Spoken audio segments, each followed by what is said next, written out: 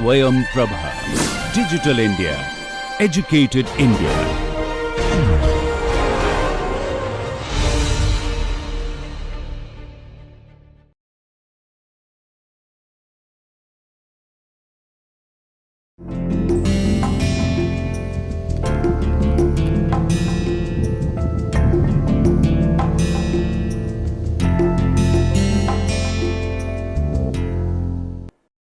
Hello and welcome to lecture number 7, which is on direct kinematics or forward kinematics. In the last class, we looked at transformations, that is, how do you go from the end effector frame to the base frame by using the transformation matrices.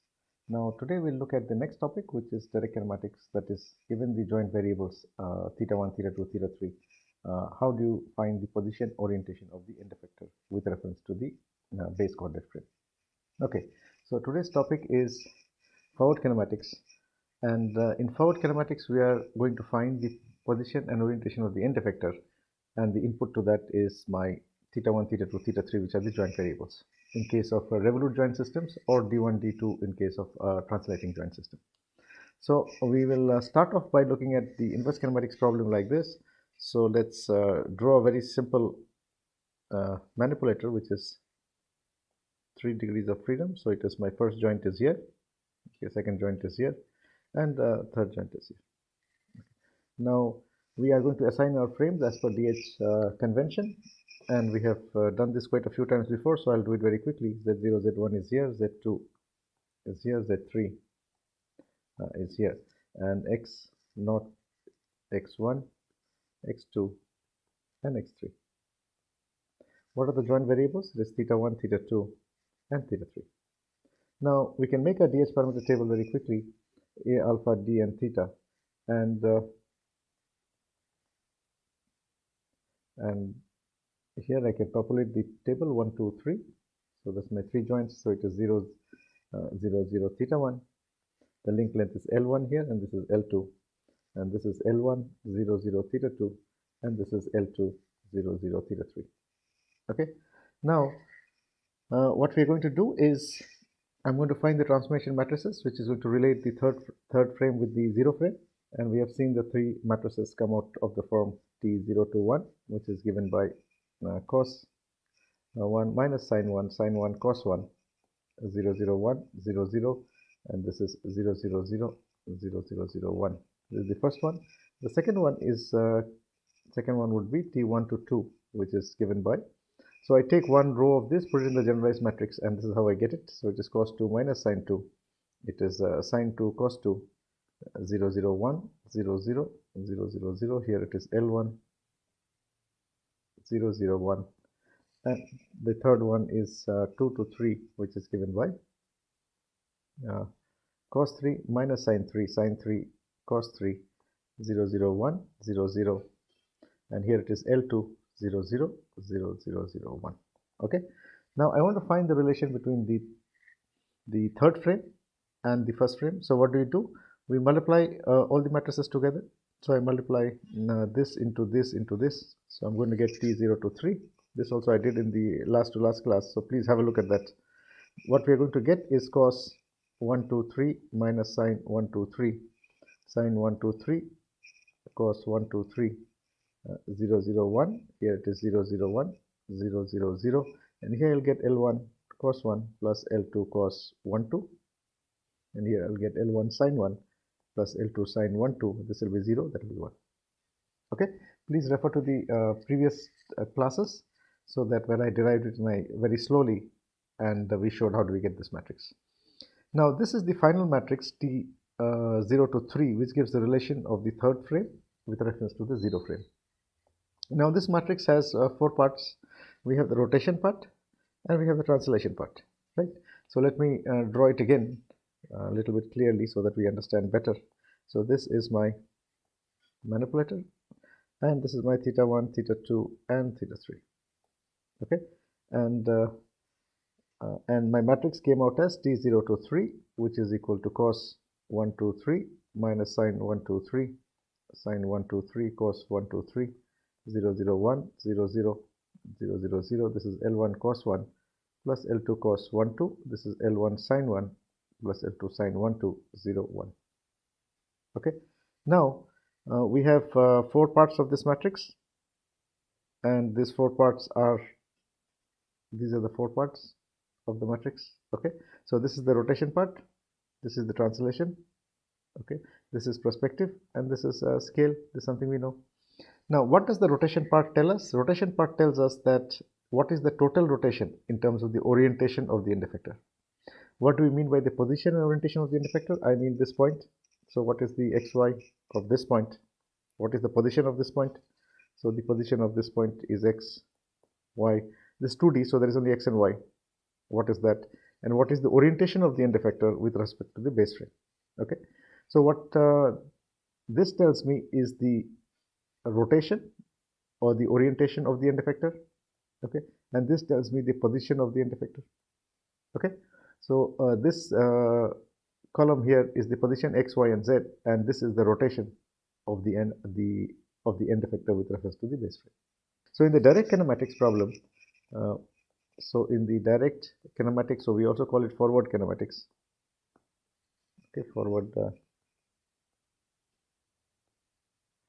kinematics problem. What is the input? The input is my thetas. In this particular case, it is thetas or link variables. Let's call them link variables. It can be thetas or it can be d's in case of translating joint. So this is my forward kinematics, also called direct kinematics, means the same thing. What is the output? It is the position and orientation. Position plus orientation of end effector.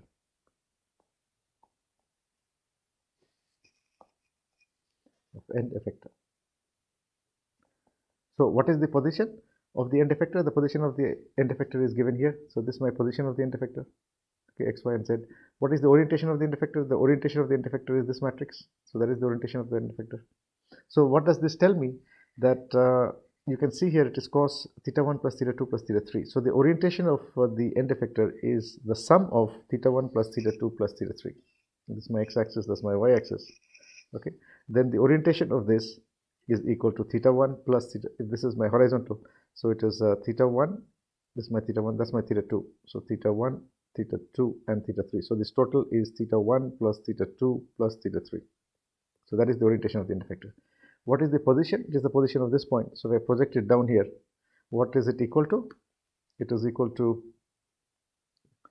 this much, which is equal to L1 cos 1, and this much, which is equal to L2 cos 1 2.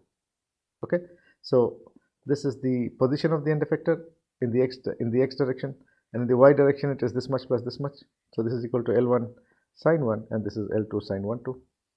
Okay, so what is L1 L2? L1 L2 are the link lengths. So this is the meaning of position and orientation of the end effector. How did we get it? Please note, first we assigned dh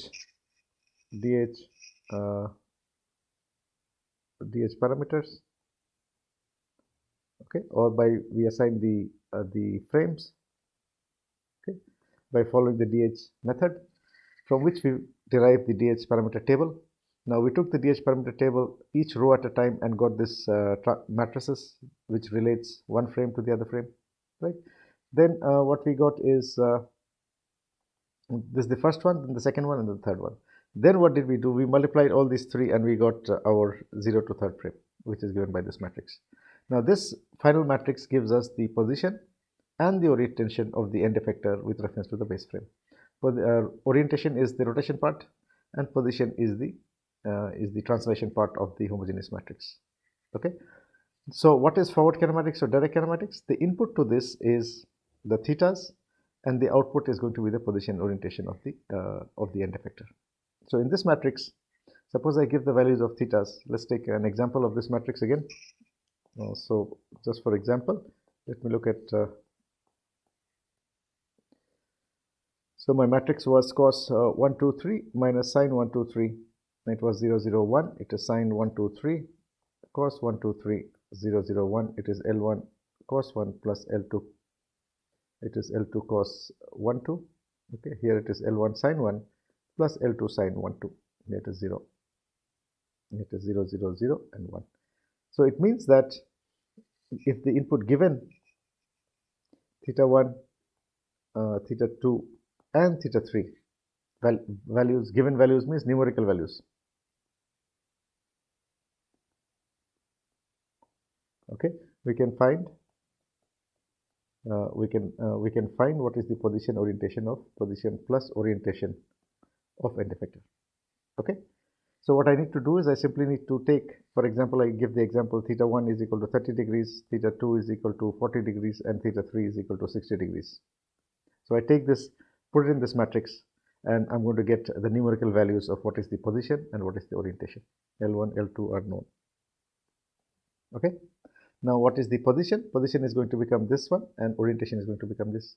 So in forward kinematics, my input is thetas in this particular case, and what is the output? It is xy of the end effector. Okay, and the orientation, which is the matrix. So the procedure is the same for all manipulators. First assign frames, then write DH parameter table, then find the transformation matrices, then multiply them all out and look at the final matrix. This is the final matrix T0 to 3 in this case, and this gives the orientation part. This is the orientation part, and that is the position part of the end effector. So in the forward direction, it is not very difficult to do. Let's look at another example of forward kinematics. Let's look at the SCARA manipulator, where we are looking at, we had done this example also in the last class. So we have the SCARA manipulator, which is 4 degree of freedom.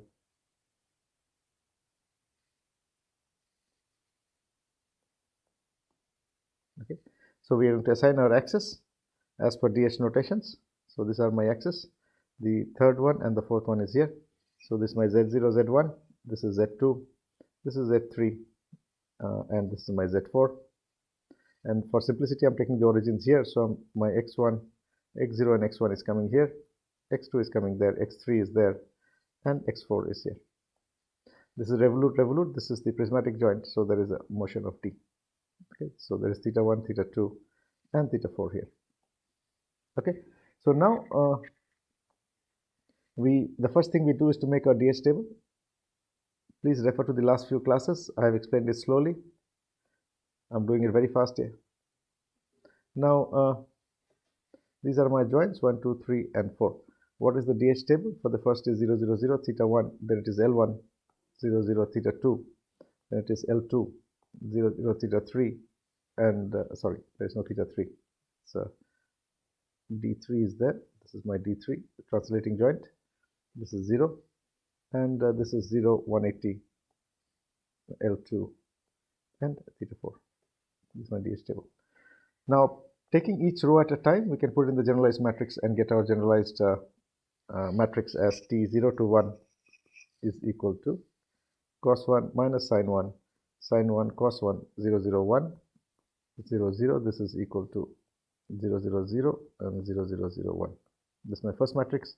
The second matrix, 1 to 2. 1 to 2 is given by cos 2 minus sin 2, 0, 0, 1, sin 2 cos 2, 0, 0, 1. It is L1, 0, 0, 0, 0, 0, 1. Okay. What about the third one?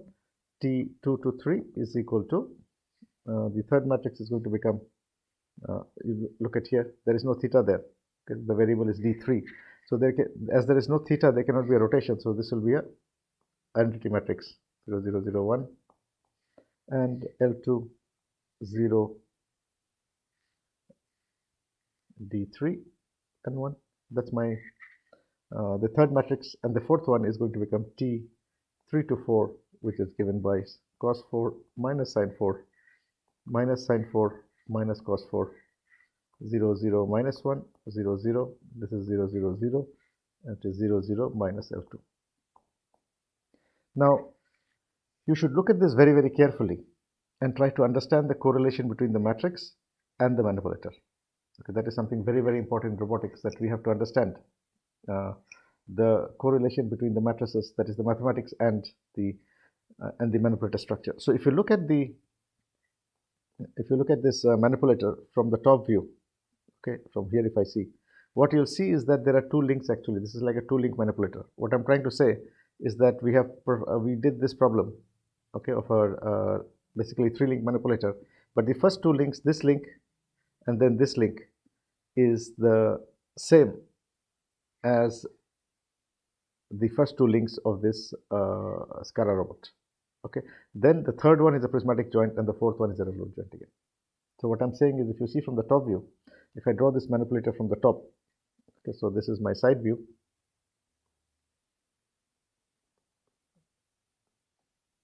Okay, so this is the side view. Now if I see the top view, what will you see? You'll see one manipulator structure like this.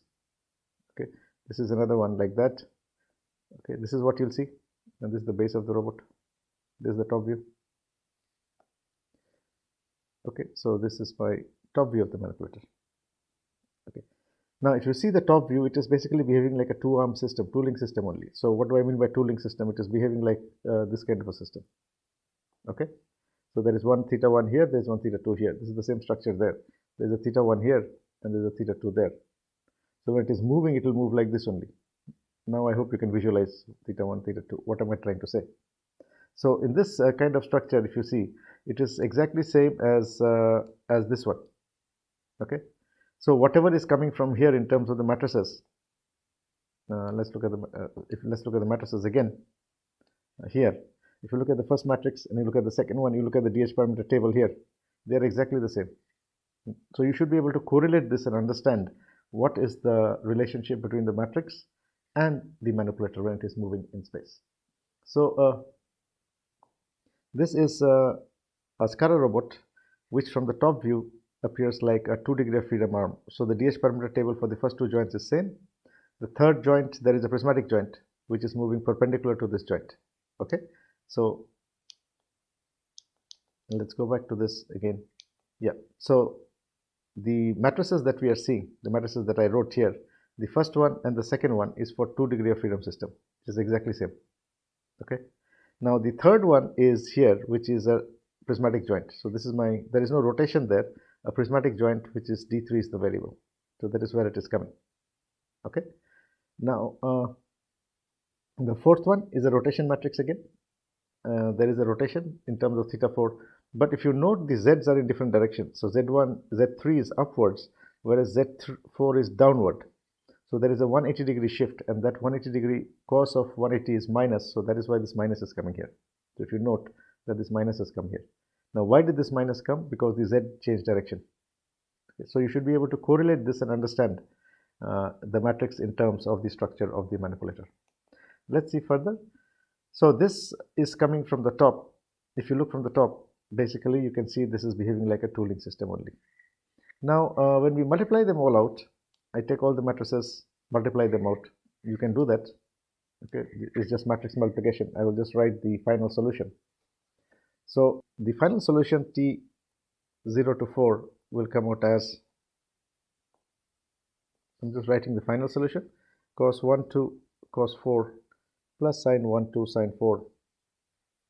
Or well, when I was explaining in terms of two-link manipulator, let me write all of it. So T0 to 4 is equal to T0 to 1, T1 to 2, T2 to 3, and 2, 3 to 4. Now this much is a two-link system. Okay, so the matrix for these two will be, so T01 to T1 to 2 will be exactly the same as that of a two-link system. So cos 1 2 minus sine 1 2, sine 1 2 cos 1 2, 0 0 1 0 0 0 0 0. This is L1 cos 1 plus L2 cos, this is L1 cos, right, L1 cos 1, so L1 sine 1, this is my 0 and this is 1. Okay, so this is exactly same as a two-link manipulator system where theta 1 theta 2 is there. So if you look at this one, okay, so this is my theta 1, this is my theta 2, this is L1, this is L2. So when I multiply the first two matrices, what I'll be getting is this one. Let's look at the first two matrices again. Yeah, so this is one matrix and this is the second one. So when I multiply them out, okay, what I'll be getting is this one. Next, I multiply this with T2 to 3. Okay, so multiply 2 to 3. What I'll be getting is cos 1 2 minus sine 1 2, sine 1 2 cos 1 2, 0 0 1 0 0, and what we get is L1 cos 1 plus L2 cos 1 2, L1 sin 1 plus L2 sin 1 2, that is 0, that is 0 0 0 1. Okay, now sorry, there is a D3 here. Okay, yeah, D3 is the variable. Now look at this matrix. Okay, look at the rotation part and look at the position vector here. Okay, you see that it is very similar to this one. Okay, it is very similar to this matrix. So what we got here is cos 1 2 3. In the previous case I'm getting cos theta 1 plus theta 2 because there is no theta 3. The theta 3, this is a prismatic joint, so the theta 3 comes in terms of the D4, D3. Okay, so in terms of the matrix multiplications, you should be able to correlate. Okay, depending on the structure of the manipulator, the matrices are going to appear in a particular form. So in the two-link system, we got cos theta 1 plus theta 2 plus theta 3. Now there is no theta 3 here, so it is cos theta 1 plus theta 2. Okay, and the x coordinate is L1 cos 1 plus L2 cos 1 2. It is same as that one. Okay, so this is the x, y, and here we have a D3. Okay, now I multiply this with the fourth one, cos 4 minus sin 4, it is 0 0. So it is minus sin 4 minus cos 4, 0 0. So this is 0 0 minus 1 minus L2, 0 0 0 and 1.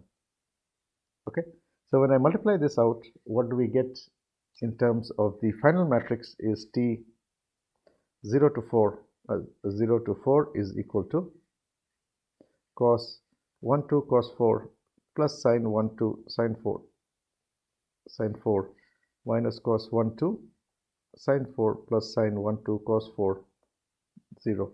Here it is L1 cos 1 plus L2 cos 1 2, and here it is sin 1 2 cos 4 minus cos 1 2 sin 4, minus sin 1 2 sin 4 minus cos 1 2 cos 4. Here it is 0, so it is L1 sin 1 plus L2 sin 1 2. Here it is 0 0 minus 1 minus L2 plus D3, and here it is 0 0 0. Okay, so let's this is the final matrix T0 to 4. We need to understand what this means in terms of the manipulator structure. Actually, that's more important than just simply writing matrices. Now when we look at this, what you see is this is my L1, this is my L2, this is my theta 1, this is my theta 2. Okay, so this point here is actually L1 C1 plus L2 C1 2, and if you see it from the top, it is like a two-link system. Okay, this is a two-link system only. Okay, so it is like this, the two-link system. So that's my theta 1, this is my theta 2, this is L1, that's L2. So the prismatic joint is perpendicular to the plane here. Okay, so if theta 1 and theta 2 changes, there will be no change on the z coordinate. Okay, because theta 1 and theta 2 are moving on the xy plane now. So this is my, what I mean is this is z, that is x. So and y is that side. So when theta 1 theta 2 changes, it's this point changes on the xy plane only. There is no change on z.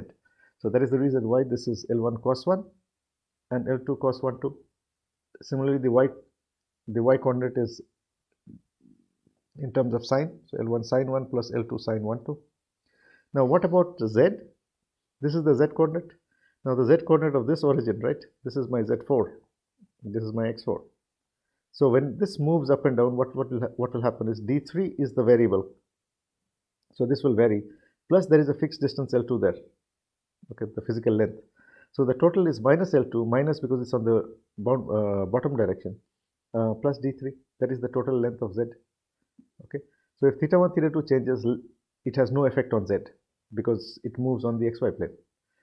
But if D3 changes, what happens? This end effector goes up or it comes down. Okay, so now you understand physically in terms of this, what this matrix means in terms of the manipulator structure. And this is my rotation part. Okay, so which is equal to, sorry, this full one here is my rotation part. This one shows that the z-axis has reversed. Okay, so the first z0, z1 is, z0 is upward and z4 is downward, and that is shown from here. Okay, so now we can correlate each of these matrices and try to understand the relation between each of the matrices as we proceed. Now you can do this for, we have done for two examples, a two-link manipulator, and I did it for the SCARA manipulator. You can do it for other manipulators. So here we have 4 variables: theta 1, theta 2, d3 and theta 4. Okay, so if I give this as input to my forward kinematics program, what we'll be getting is output, and the output is going to become that matrix, which is the position and the orientation of the end effector. This is the meaning of the forward kinematics problem, or direct kinematics, right? So the input is theta 1, theta 2, d3 and theta 4 numerical values.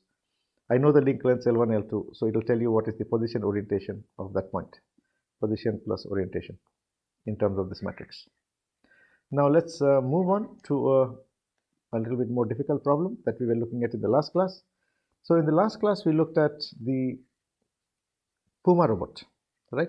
So this was our Puma manipulator, and we assigned frames to this in a particular way. So how did we assign frames to the Puma manipulator? We saw which are the axis of rotation, and then we assigned our z-axis, then our x-axis, and then we wrote our DH parameter table. That's what we did. So very quickly I'll go through this. For details, please refer to the previous lecture where I went very slowly and I explained. Now here we are assigning our axis depending on the rotation. So my first rotation is here, so theta 1. Second rotation is about z2, theta 2. This is my third, theta 3. And theta 4 is about here, so that's theta 4. So this part is shown there. So that's my theta 4. Then theta 5, my z5 is that side, and z6 is back this side again. Okay, so when I'm putting my x-axis, they have been z1, z2 are intersecting, so x0, x1 are perpendicular to the plane, x3 is here, x4 is upward, so x4, x5 and x6 are perpendicular, are in the same axis, So if I look at the DH parameter table now, let me write the DH table. Our DH parameter table is A, alpha, D and theta. Okay, this is 6 degrees of freedom, so there are 6 thetas, and this is 1, 2, 3, 4, 5 and 6. Something to note here is this axis 6, z-axis 6 and z-axis 4 are along the same direction. That is essentially to enable us to write our DH parameter properly. In reality, it is orthogonal. So this is something that I had mentioned in the last class also, that in reality the axes are orthogonal, which means that your z4 is this side, z5 is that side, and z6 is this side. This is called the roll, then this is called the roll, pitch and the yaw motions. Okay, roll, pitch, yaw. But if I rotate it about this axis, what will happen is, if I pitch, what will happen is, if I rotate about this axis, what will happen, this axis z is going to come down. Okay, and if it comes down, then it can get aligned with the so z6 can come here. Okay, so it is relative axis. That is the reason why it is done like this in the for writing the DH parameter table. So please note this point.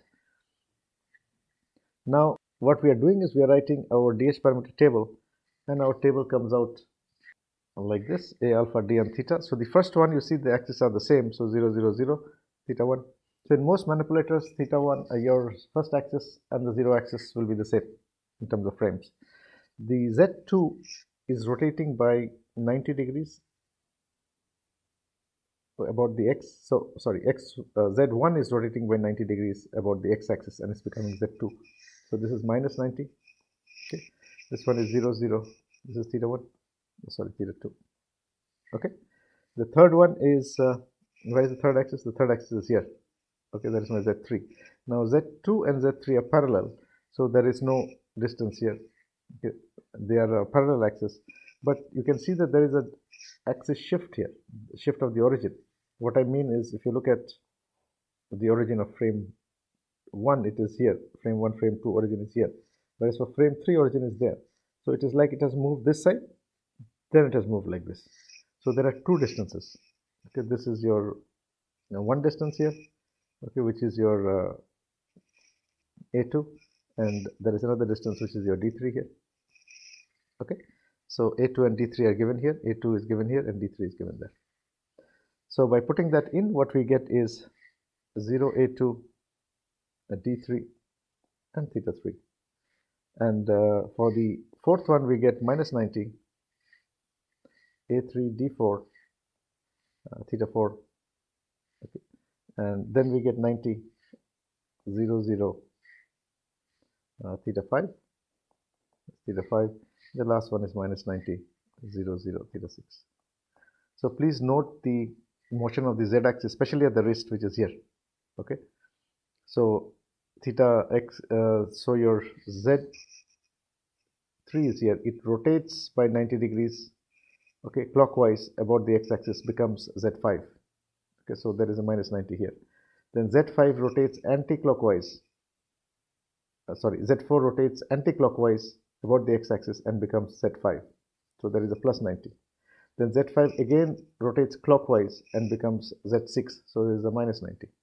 So at the wrist there is a clockwise, anti-clockwise, and then clockwise rotation again. But the last three axes are intersecting at that point. Now this is a 6 degree of freedom system. So what we do is we have to write the transformation matrices from one frame to the other frame, and then we can multiply all of them to get our final transformation matrix between the 6th frame and the 0 frame. Okay, so what we do next is we have the generalized matrix, and in the generalized matrix we take each row at one time. So every time I take one row and then I put them in the generalized matrix, and what happens is I get the transformation matrices for each frame to frame transformation. So let us do that, and when we do that, what we get is t0 to 1 is equal to, so the first one is always the same. You'll note cos 1 minus sin 1 cos 1, 0 0 1 0 0, this is 0 0 0, this is 0 0 0 1. It's interesting that in most revolute joint robots, the first axis and the first transformation matrix is the same. The second one, there is a rotation of 90 degrees, so what we get is 1 to 2. Okay, and this is cos 2 minus sin 2. This is 0 1 0 0. There is minus sin 2 minus cos 2 0. So there is 0 0 0 1 0 0 0. The third one is t2 to 3, which is equal to cos 3 minus sin 3 cos 3 0 0 1 0 0 1 here, and it is a2 0 d3 1.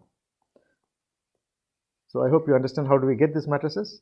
We are essentially taking one row at a time, putting it in the generalized matrix which we wrote in the last class, and then we proceed. Okay, now this is my 2 to 3, 3 to 4 is given here. So 3 to 4 is cos 4 minus sin 4 0 0 1. This is minus sin 4 minus cos 4 0 0. This is a3 d4 0 1. Okay, this is the third to fourth, fourth to fifth, 4 to 5 is equal to cos 5 minus sin 5. Then this is 0 0 sin 5 cos 5 0 minus 1 0. This is equal to 0 0 0 1 0 0 0, and the final matrix comes out to be equal to 5 to 6, which is equal to cos 6 minus sin 6 0 1 0 0. This is minus sin 6 cos 6 minus sin 6 minus sin 6 minus cos 6 0. This is 0 0 0 and 0 0 0 1. Okay, so how did we get it? We simply took each of these fellows and put it in the generalized matrix. So what was the generalized matrix? If I write it again, okay, so the generalized matrix which I wrote in the last class, I will just write it here again. T I minus 1 to I. The generalized matrix was cos theta minus sin theta 0 ai. Okay. Then it was cos theta, sin theta cos alpha. Okay, sin theta cos alpha, cos theta cos alpha. This is minus sin alpha, and here it is minus sin alpha d. The third one is sin theta sin alpha, cos theta sin alpha, and this is cos alpha, and the last one is cos alpha into d. Okay, so this is 0 0 0 1. This is the generalized matrix. So what we do is take one row of this, put it in the generalized matrix, and get our transformation matrices. Now you realize something is that if you have to do this by hand, it's very cumbersome and you're going to make a mistake somewhere. Okay, so what is done is we write a computer program either in MATLAB or in C language, and then what we do is we try and then we just simply multiply the matrices and get our final matrix. Now in this Puma robot, what we need to note is there is a particular way of multiplying. Okay, let's start off by multiplying the matrices in the case of the Puma robot and see what we end up with. So we are going to multiply in a particular way, okay, and it will become clear why we are going to multiply in that particular way. Okay, so as I go along, I will explain why we are doing it like that. So what we say is T0 to 6 is equal to T0 to 1, T1 to 2, T2 to 3, T3 to 4, 4 to 5, and T5 to 6. So there are 6 of them. 1, 2, 3, 4, 5, 6 matrices are there. Okay. So how we multiply is we first multiply these 3 matrices. Okay. That's what we do. Then we multiply these 2 matrices and then multiply these 2. And finally, lastly, we multiply that 1 matrix. So I will go in this direction. So I'll multiply these 3 first. Okay. Then I will multiply this one into this. Then I will multiply with T1. Okay, so this is the direction. The other way we could multiply is we can multiply 1 to 3 and 1 to 6. So we are going to multiply in a particular sequence, and then we are going to observe some interesting properties. So what we'll do is we are going to observe some interesting properties by multiplying this to this. Okay. Now, what it basically means, if you look in terms of variables, then T0 to 6, okay, T0 to 1, T1 to 2, T2 to 3, and T3 to 4, T4 to 5, and T5 to 6. What are the variables here? This theta 1, theta 2, theta 3, theta 4, theta 5, and theta 6. These are the variables, right? The other linked lengths and all are all constants. So if I multiply this many, so it will contain theta 2, theta 3, theta 4, theta 5, and theta 6. Okay, it will not have theta 1. Why? Because we are not multiplying with this one. Now, why are we doing it like this? If you go back a little bit and observe that, let's look at this example, the two-link manipulator case. So if you're looking at the two-link manipulator case, what we observe is that if you look at the last matrix that comes out of it, where's the two-link? This is Kara. So if you look at this one, you find that the x coordinate and the y coordinate has combinations of theta 1 and theta 2, and this one is equal, that's the x coordinate, which is L1 theta 1 cos theta 1 plus L2 cos theta 1 plus theta 2. This is what it means, right? Now you're seeing that this theta 1 and theta 2 are coming in various combinations. It is coming in cos theta 1 plus theta 2. In this case, it is sin theta 1 plus theta 2.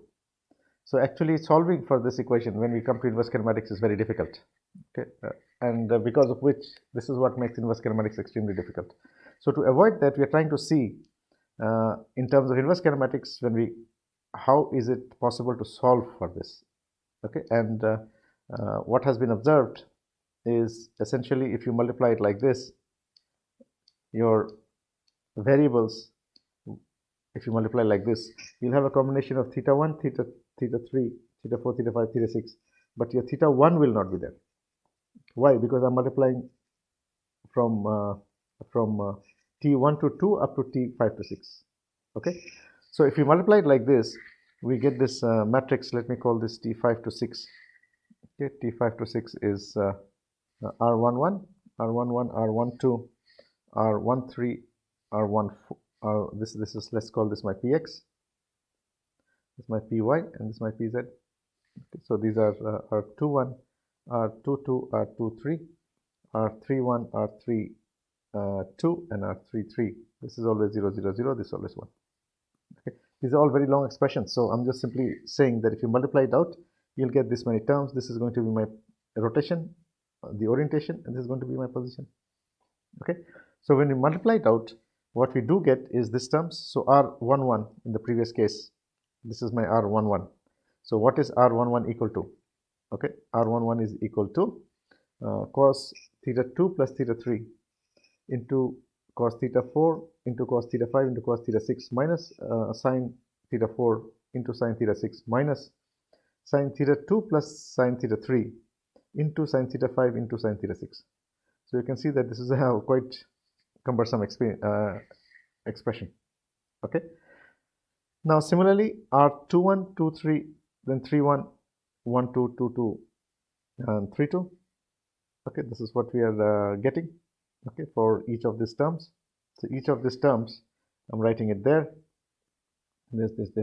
Okay, so this is 3 by 3 matrix for the rotation part. So the 3 by 3 matrix comes like this. So this is the 3 by 3 rotation part or the orientation part. Okay. Now you can observe that there is no theta 1. So there is no theta 1 anywhere here because we did not consider t0 to 1. Okay.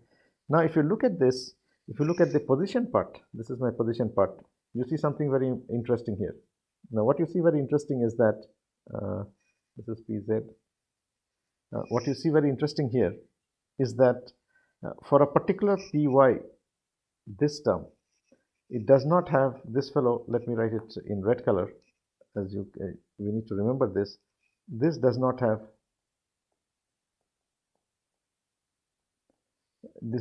any thetas. Okay, so please note this.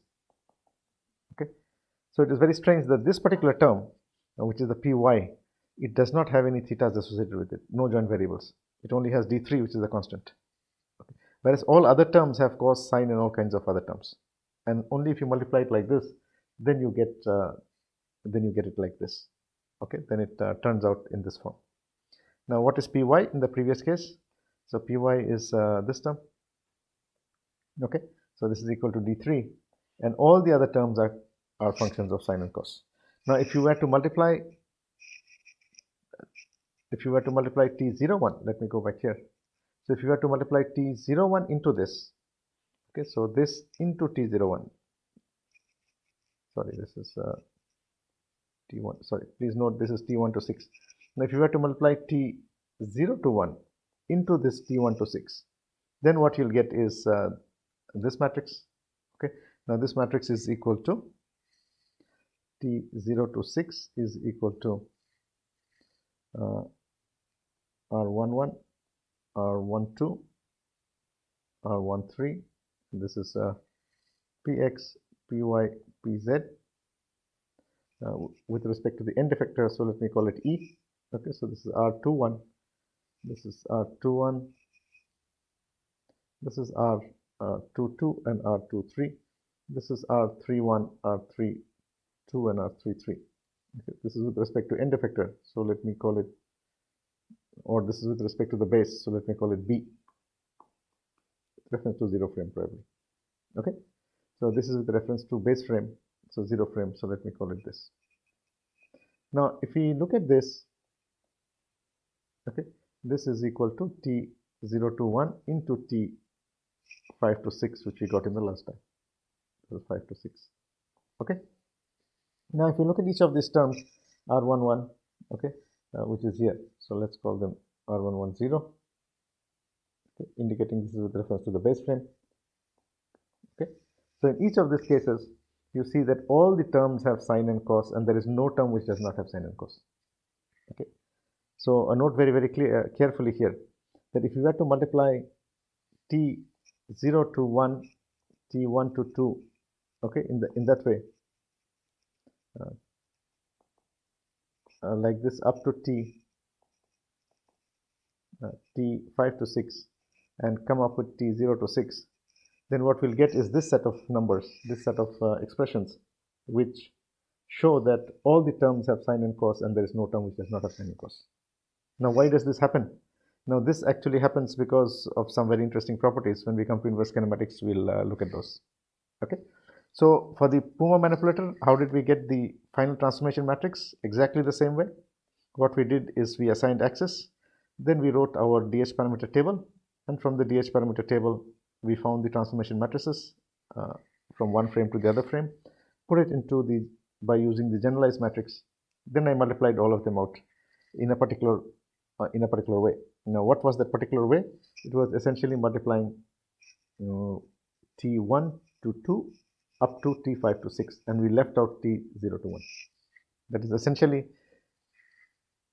that is essentially done because if you do it like that, then theta 1 is not included in the final expression, and we end up with one term, okay, which is my py, which does not have any sine and a cos. So something to note.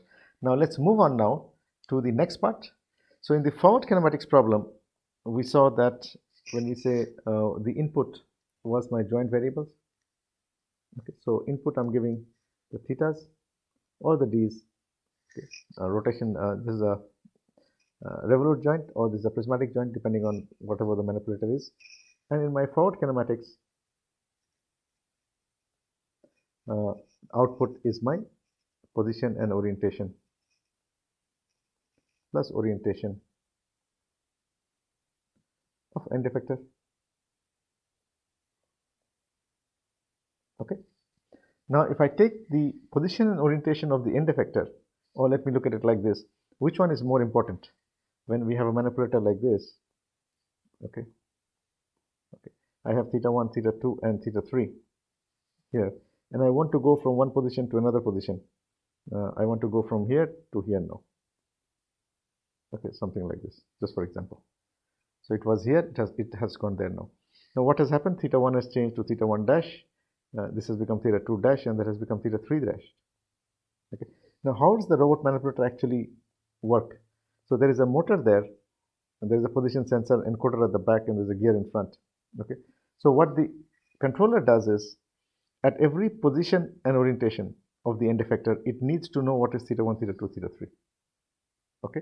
That means we can say that the position and end position plus orientation of the end effector is a function of theta 1 up to theta n. Okay. Now, at every position of the end effector, the controller needs to know what is the theta 1, theta 2, theta 3. Okay. Now, and how will it know? And it can find out by doing what is called the inverse kinematics now. So in inverse kinematics, what is done is we give the input as the position and orientation from here, like this. And this is my inverse kinematics now.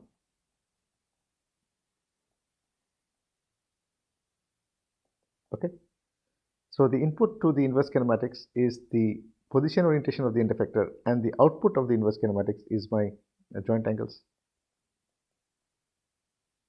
Okay. So we see what is forward kinematics, what is inverse kinematics. Now from control point of view, inverse kinematics is more important. Why? Because at every position, the controller needs to know what is the position orientation of the joints. Okay. So in terms of control, how does the robot manipulator actually work? Okay. So suppose we are at position 1, and this is at position 1 or location 1. We want to go to location 2. So at location 1, what it will do, it will find the corresponding joint angles theta 1, theta 2, theta 3 by doing inverse kinematics. Then I want to go from here to here. So in location 2, it will again do inverse kinematics and find out what is theta 1 dash, theta 2 dash, theta 3 dash. Okay. Then what it will do theta 1 dash minus theta 1 and generate an error called del E1. Similarly, it will get an error there, del E2, and from here it will get del E3. So it will do this minus this. So it will do 2 minus 1 and get an error. Then what the controller will do is it understands that there is an error, that I was here, I want to go to theta 1 dash, but I'm here. So I need to move by how much? I need to move by theta 1 dash minus theta 1. I need to move that much, which is this much. So if I make that equal to 0, okay, it is as good as saying that it should move the joint in this direction until that error becomes 0. And that is how the manipulator moves. So the controller, what it does, at every position and orientation of the end effector, or every desired position orientation of the end effector, it has to find what is the corresponding angles. And then it knows I want to go here, and this is my present position. So it is desired minus present position and orientation. It generates an error. And then it drives it in that direction. Drives means what? It gives a voltage to the motor. The motor rotates, the link rotates in that particular direction, and the error goes towards 0. The moment it reaches 0 means it has reached the position. That's how the controller works. Now, in order for the controller to work, the inverse problem is more important as far as kinematics is considered, okay? Because at every location it has to find what is the corresponding joint angles and then try and drive it to the desired position. So that is an inverse kinematics problem. So from control point of view, inverse kinematics is more important than forward kinematics. Now, we have seen that the kinematic equations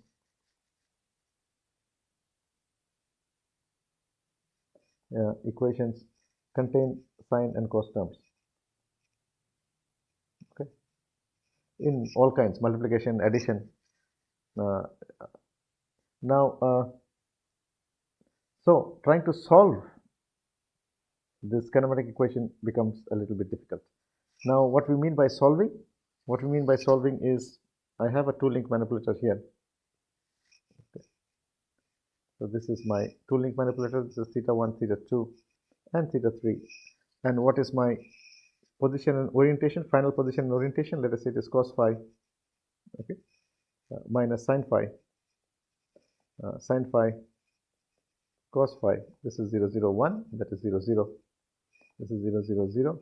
What is this one equal to? This is equal to x, y, and z. Okay, in this particular case, this is 0, that is 1. So this one is my x-axis, that's my y-axis, right? So this point has an xy, which is xy, which is xy given here. This is 0. This is the rotation, okay, or the orientation of the end effector. This is the position of the end effector. This is equal to what we can find the relation between the third frame and the 0th frame. We just found it some time back. This is given by cos 1, 2, 3 minus sine 1, 2, 3, sine 1, 2, 3, cos 1, 2, 3. This is 0, 0, 1. This is 0, 0. That is 0, 0, 0. This is L1 cos 1 plus L2 cos 1, 2. This is L1 sine 1 plus L2 sine 1, 2. This is 0. That is 1. Okay. So the inverse kinematics problem, we said, is given the position and orientation of the end effector, you have to find the joint angles. Okay. Now, what is the meaning of given the position orientation of the end effector? It means that I'm going to give you this matrix, numerical values.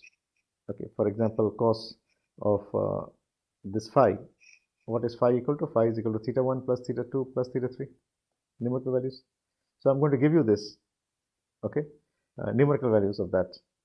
And we have to find what is the corresponding angles which will get me to that point. Okay.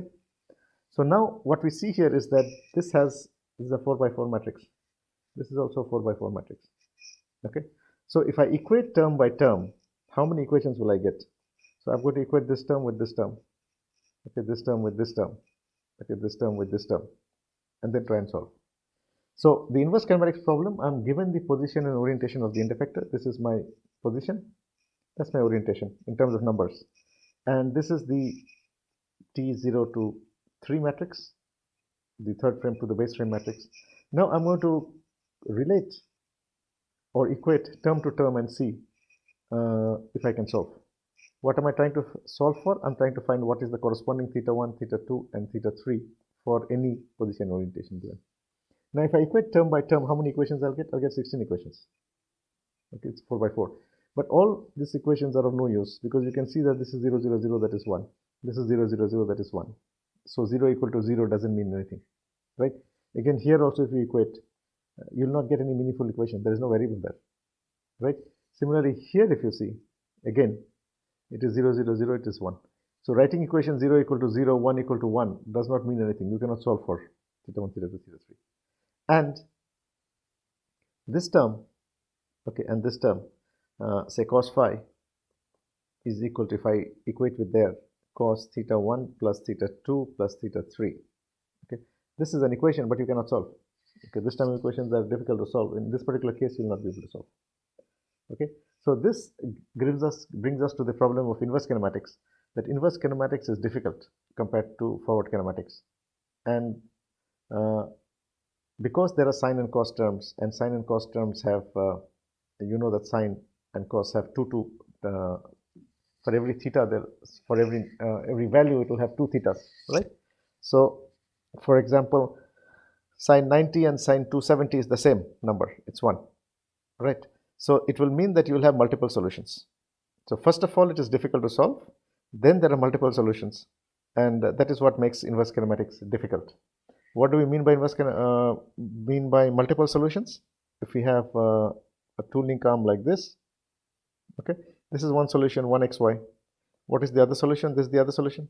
Okay, this is the xy is the same, but theta 1 and theta 2 are different. So this is theta 1 dashed, and that is theta 2. Okay, so that's a minus theta 2.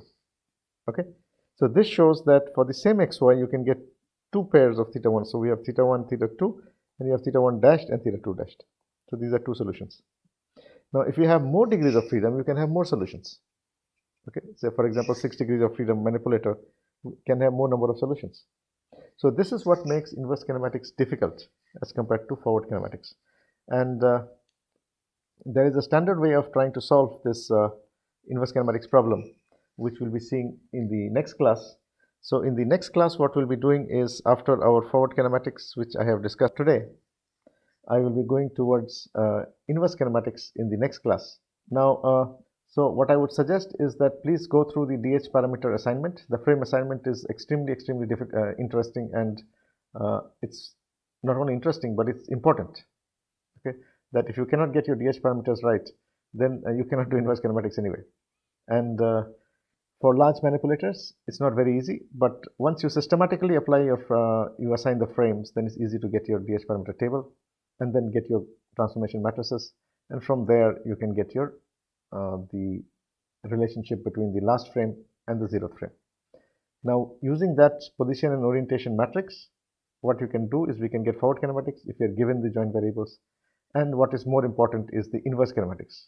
That means, given a position and orientation of the end effector in space, how would you get the corresponding joint angles? Because the controller needs those joint angles to move the robot to a desired position. So we will stop here today, and in the next class we are going to start with inverse kinematics. Please go through DH parameter assignments and take some examples. There are a lot of examples in textbooks. I have also done some examples in this lecture. So go through all of them, and then we'll be ready for the inverse kinematics in the next class. So we'll stop here today. So thank you.